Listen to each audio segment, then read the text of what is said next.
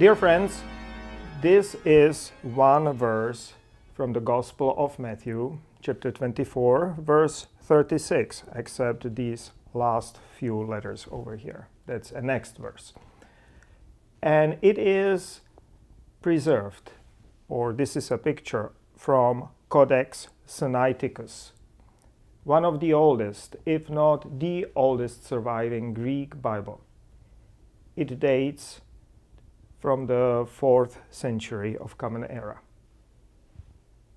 It is difficult to notice, but right here before our eyes, in those ancient Greek letters on the sheet of vellum, there is a profound theological argument going on.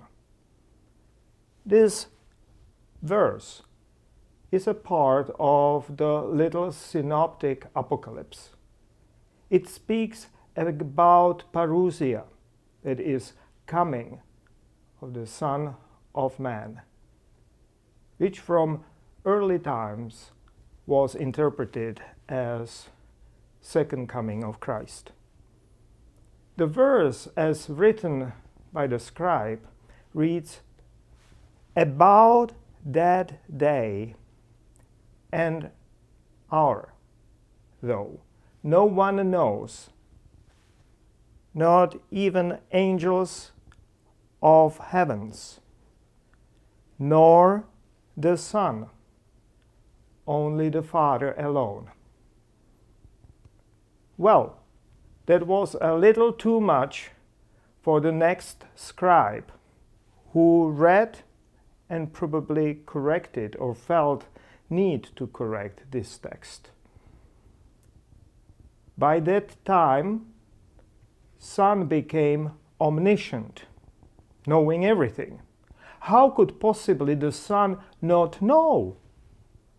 Angels of heavens, all right.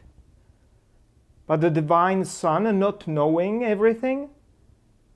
And so this second scribe piously erased that part about the Son. Back then, they did it by putting dots above the words to be discarded. And those dots are over here, and they continue on the next line over here. The words beneath, neither the Son.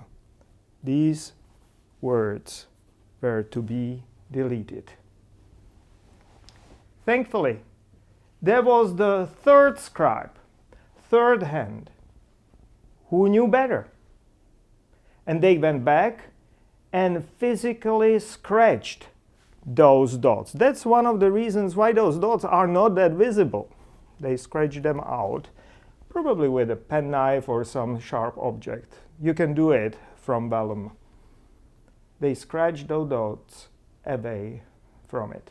And as they were correcting it, they even marked this harsh breathing mark, the Greek sign of hios, rather than ios, hios, in the text, which was not common at the time when this manuscript was written, but was becoming common when it was corrected.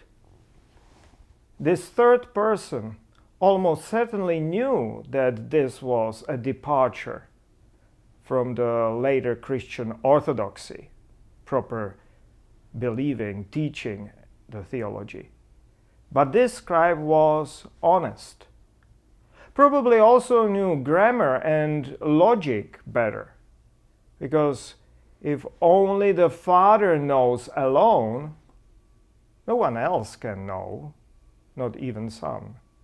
That's preserved even in the rest of that sentence, that meaning. So clearly there were times in the early church when Jesus was not omniscient. Jesus became divinely all-knowing only over time. And here we have an example. Ancient scribes had an argument and it got preserved in ink and on vellum. And clearly, at least in this instance, lovers of the original text prevailed. At least this time, an inconvenient truth prevailed over dogmatic ideologies. And that is something you might not know about the Bible.